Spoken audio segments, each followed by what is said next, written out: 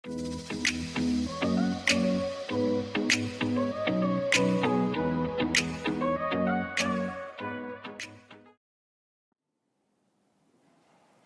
ดีค่ะวันนี้เราจะมาพูดถึงประเภทของสายนะคะ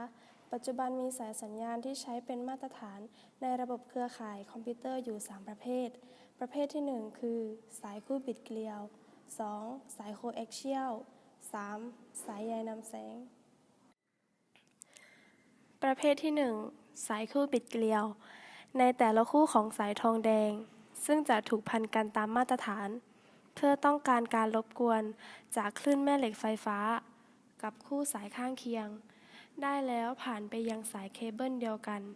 หรือจากภายนอกเท่านั้นเนื่องจากสายคู่บิดเกลียวนั้นมีราคาไม่แพงมากใช้ส่งข้อมูลได้ดี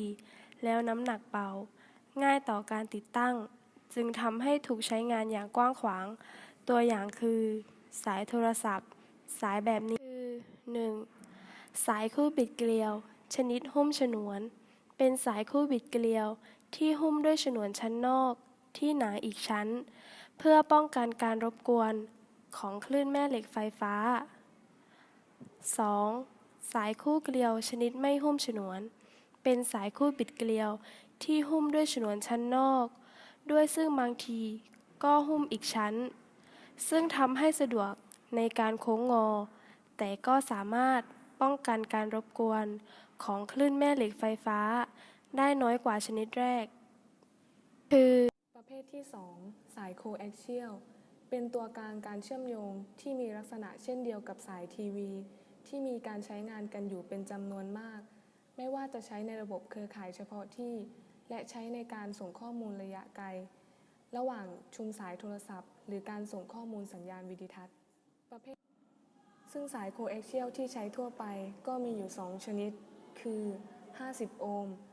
ซึ่งใช้ส่งข้อมูลแบบดิจิทัลและชนิด75โอห์มซึ่งก็จะใช้ส่งข้อมูลสัญญาณอนาล็อกสายโคแอ็กเชียลที่มีฉนวนหุ้มเพื่อป้องกันการรบกวนของคลื่นสัญญาณแม่เหล็กไฟฟ้าและก็เพื่อป้องกันสัญญาณรบกวนอื่นๆซึ่งก็เป็นส่วนหนึ่งที่ทำให้สายแบบนี้มีช่วงความถี่ที่สัญญาณไฟฟ้า